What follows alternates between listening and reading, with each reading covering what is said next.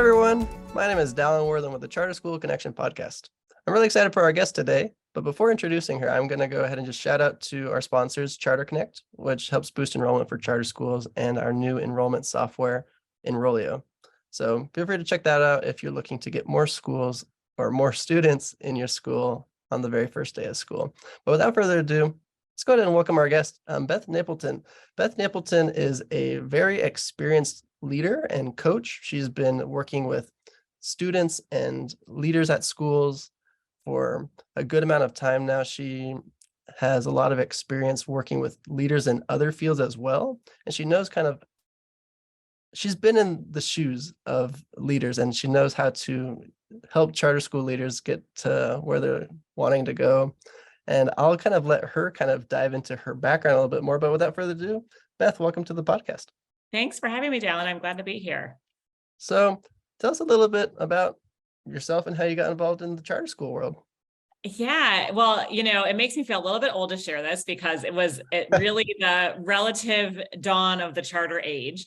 But I had been a teacher in a traditional district school in New York City, and then I was kind of not sure if that's what I wanted to do. So I went to go work for a nonprofit to recruit teachers. And then I visited a charter school in rural North Carolina as part of a work trip. And I really just fell in love with the school. I sat down at lunch and a fifth grader asked me what my alma mater was. They were doing different chants, and I felt like I could really learn a lot about teaching here. And so I fell in love with that school, and I moved from Manhattan to a town of 1,000 people. Wow. And it was a really amazing 4 years where I got to stay with my students for the same 4 years and help them on their journey to college. And it kind of got me hooked into the charter world. I don't know. I always say that I'm like really pro great schools for everyone. And like the way those schools are governed, like I'm a little bit agnostic on, but for me, the best way was through charters because I wanted to start a school. I had a vision. It was the clearest way to do it. And to me, that was easier than working with some of the large urban districts, primarily in which I have been working in. So that's awesome. That's a cool story. That's cool that you actually got to walk into a charter school and that it kind of grabbed your attention like that, and that you remember that interaction with that student. So yeah, I actually am still friendly with that student today. He is the athletic director of the school now. So I think that's like one of the amazing things about having done this work for as long as I have is that when you see your students start to succeed you, right, and to kind of take that role, and you can go back and reminisce about what they were like when they were that age. Yeah. It's pretty gratifying. I don't know of any other field like education that really gets that. So I'm grateful for it. Well, that's awesome. Very cool. So that's kind of how you got into the charter school world, and you were a teacher for, did you say 4 years? I was a teacher, all told in my career. I was a teacher for about 8 years. I won some national teaching awards. And then I started to transition more into instructional leadership. So I was a founding dean of instruction at that charter school.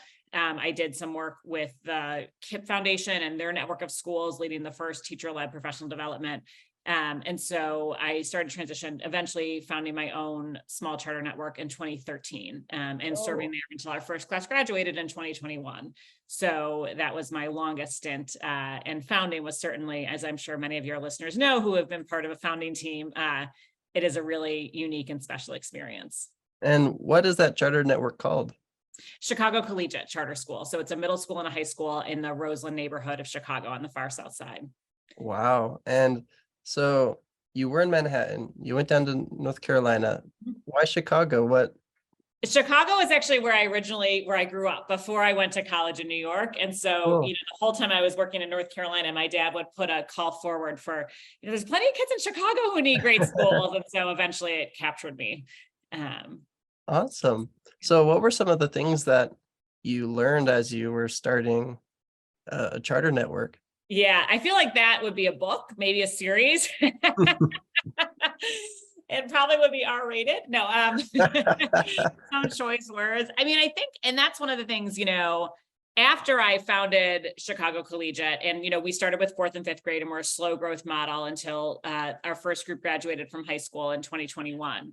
And so I think that I was looking to transition because I had some changes in my personal life and knew that I needed to have a job that was a little bit more flexible than being the CEO and in that way.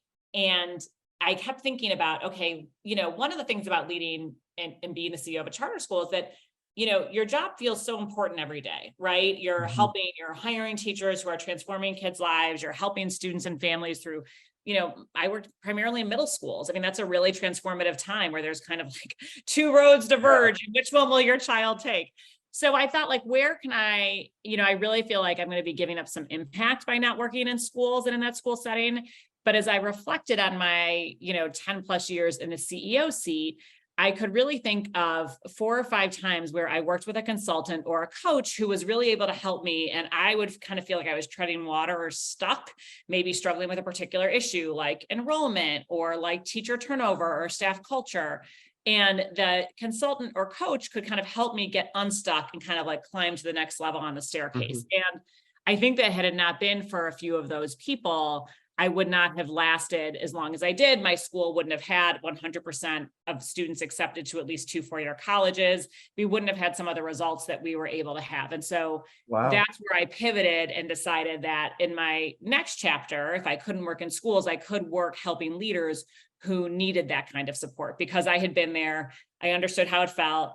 I, had the box of Kleenex ready. I knew how many pressures are on you and how hard it is to, even just muse about ideas aloud. Oh, did you hear so-and-so said that we might do this? It's like, well, I was just having an idea. I just share it? And so I understood a lot of the unique pressures of leadership, which led me to work, pivot into Beth Napleton Consulting, where I do executive coaching and consulting for leaders who want to kind of level up that leadership and climb to the next stair in the staircase. So that's awesome. So before we dive into the consulting and all the different things that you've learned and are now offering to these leaders, if you could go back in time, what were some things that you were glad that you did and some things that you would have maybe done differently when you were starting a charter school? Yes. So I, in some ways, I'm really glad that I didn't know what it took, right? It's like, you have to get, to stage whatever, mile 100 on the journey before you're like, 1,000 miles is a really long time. Yeah, ignorance is bliss sometimes. Ignorance is bliss, enthusiasm, energy, right? All of that. I am really glad that I opened in the community that we did. There are 100 plus charter schools in the city of Chicago, but a lot of them are concentrated in areas that are a little bit more connected to highways and public transportation. And I deliberately went to a neighborhood that had been underserved and didn't have as many educational opportunities. And so I don't know if you ever read President Obama's first book, Dreams from My Father, but he talks about his organizing work on the far South Side, and his office was actually a few blocks away from where our school opened. So cool. At one point on the journey of meeting, people and talking about the school and pitching it, they went to this little church basement, and there was like little bulletin board cutout letters that said Obama's office. And it was like this moldy smelling church basement. And the janitor was the same janitor. And he talked about how Barack used to work late, and I'd make sure that I could his car was dark because it really was not a clunky. So I'm really glad that I went there. I think it was an amazing community, and I just learned so much and felt so grateful and privileged to be able to teach them. And, it's funny because when I opened the school, I was a very new parent. My daughter was 6 weeks old when the charter application came out. It was due the day she was 12 weeks old. And when we opened our doors, she was 1.5. And at the end of, in the middle of our second year of operation, I had twins. And that's when I went from being principal and executive director to just executive director. I had somebody else who did the day-to-day kind of thing. But so my twins are now 8 wonderful 8-year-old boys. And I feel like I have learned a lot as a parent that I hadn't learned apparently in the first, 15, 20 years of education, about how much kids like just energy level management, right? Mm-hmm. Like our first year, we didn't have recess. Like that was asinine. We had 4th and 5th graders. They should have been outside like 7 times a day. And so I don't think that I saw as clearly some of the mind body connections or how, I see it in my sons. Like I have one son who like has to move his body and get tired before he can sit and focus. And I just don't think I understood that. And so I often have these reflections like, oh my gosh, like if it were, like, oh, I wish I had, done this. And I had so many wonderful parents who would try and kind of gently tell me like, honestly, you just like need to let these kids go to recess. And I was like, oh, we have learning to do. We have gaps to make up. And I just wasn't using my best listening ears. I wasn't seeing their perspective as much. And I really think about that all the time now. Well, I think that's awesome that you're able to reflect back and learn, because some people, a mistake is only helpful as if you learn from it. So I think that's awesome, and it Absolutely. shows humble leadership. That's great. So where's Chicago Collegiate now, and how did it get to where it is? Did you have goals, or did you kind of take a more like abstract approach rather than having set goals? How did you find the right teachers? How did you promote it? Because there's probably a lot of people, or the few people that do listen to this podcast, that are wondering, how did they get it, to 10 years? How did they get it to graduating classes? How did they grow it from grade to grade? How? Yeah, I mean, I think that it is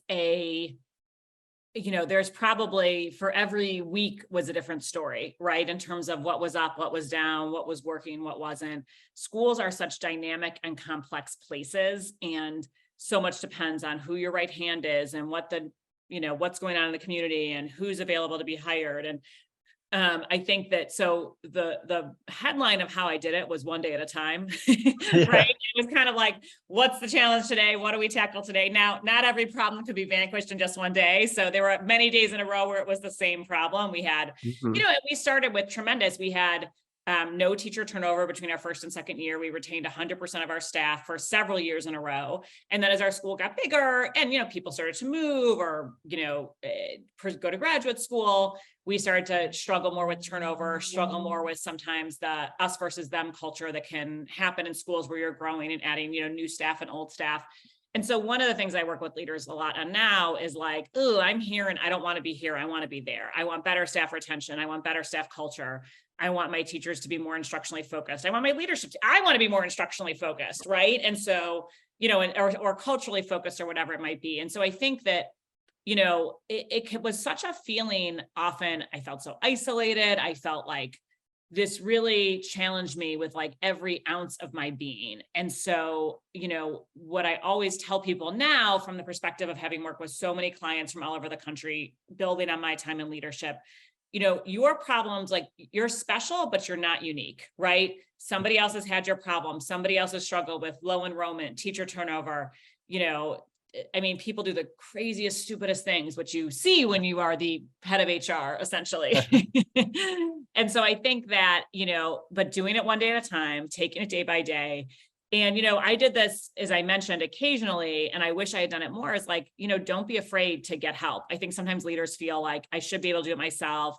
I'm the boss. This is why they pay me the big bucks. But I see it in my clients, having somebody to talk to, having an outside perspective, having some curated tools, having a consultant come in and being able to say, can you take care of this for me? Can you run this analysis? Can you do this survey? I mean, leaders so often don't have that luxury. And I think they'll sometimes say, oh, but I could hire a lunchroom aide with what this would cost. Oh, I could buy this new the set of library books for this group of students. And that is important. And if I am looking at like a group of dominoes of 300 and each represents a student and I can only pick one to knock over, I'm going to pick the head of school because that affects the leadership, that affects the teachers, that affects every student in that building. And so I think that leaders are sometimes humble or, want to make sure that they're devoting resources to instruction directly, but investing in the leader is an investment in the students and it is an investment in the community. It's investment in the future. And a lot of leaders might be listening to this thinking, I'm not sure how much longer I can do this. And that's also partly where,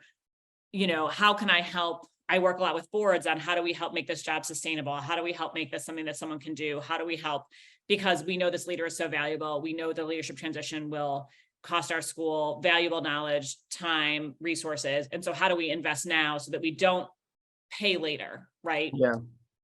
Awesome. So let's say I am the executive director at a school. I'm listening to this podcast. I want my school to be at X amount of students with X amount of teacher retention, and I want to be in this percentage or percentile of results and all of this stuff. I want to expand to a new facility or have enough money for a new gym or whatever it may be. Get out of the shopping center that I'm currently at, or stay there and make it nice. Right. Sometimes those aren't bad.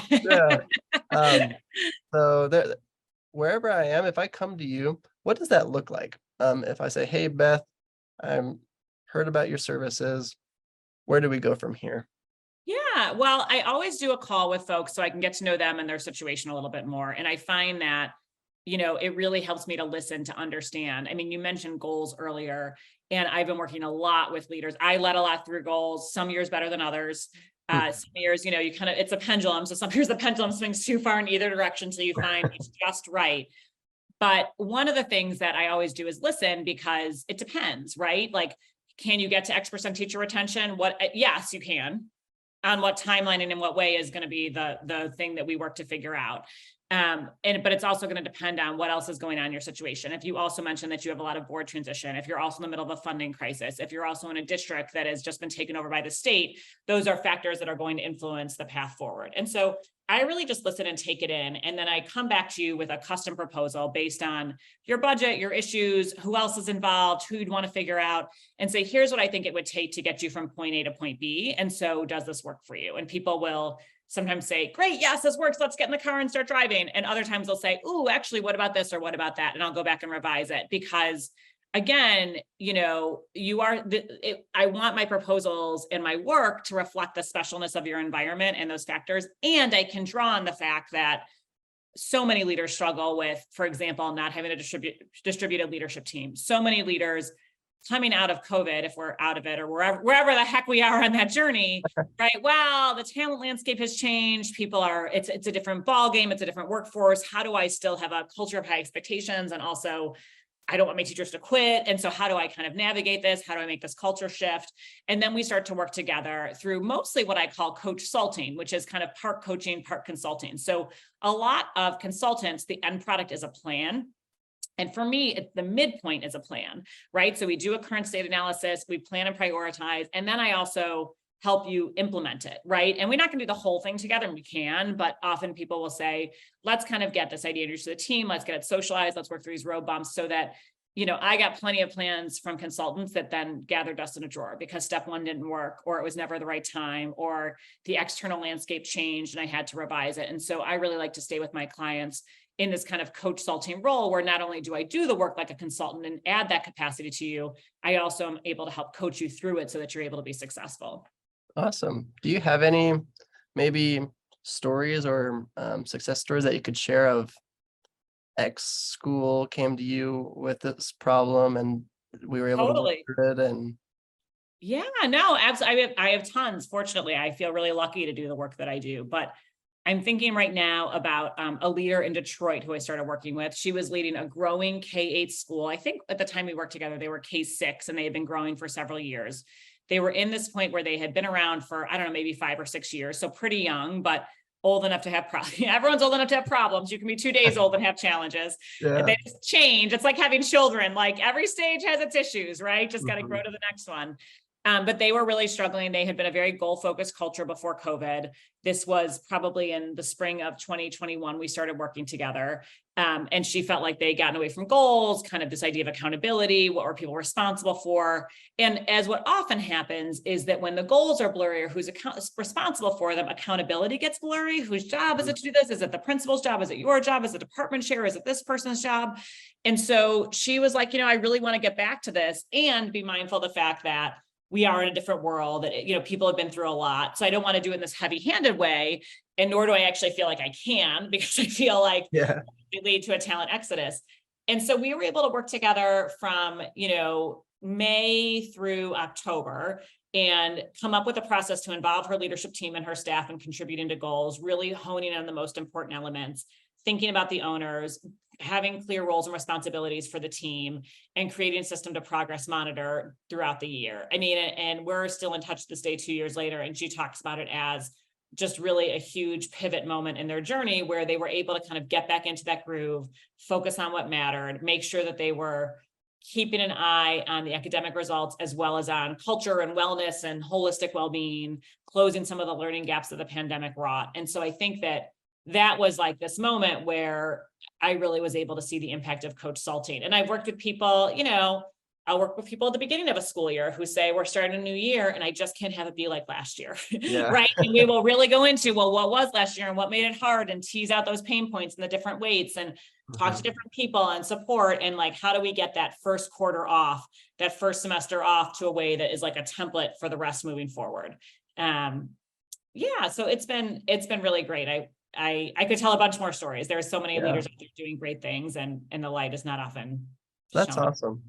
Let's say you run into someone at a conference and they say, hey, I don't plan on maybe ever using your service, but do you have a word of advice for me?